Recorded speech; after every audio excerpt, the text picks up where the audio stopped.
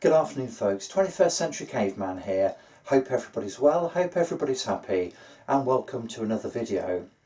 So the man cave is now complete, other than a few minor remedial bits such as painting it inside and just generally having a bit of a tidy up here.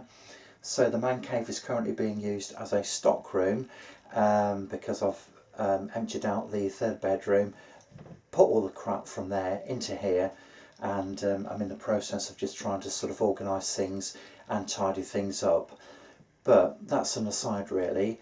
So given the fact that this project is now virtually complete, I just wanted to give you guys the opportunity to take part in a Q&A session.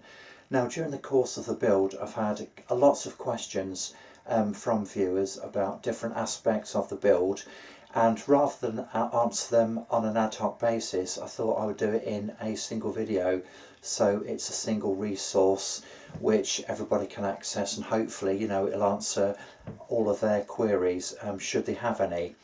So basically, if anybody has any queries, any questions, wants any advice about anything related to this build, just put them in the comments below, and then I'll do another video and address all of those points. Okay, thanks very much guys. Take care.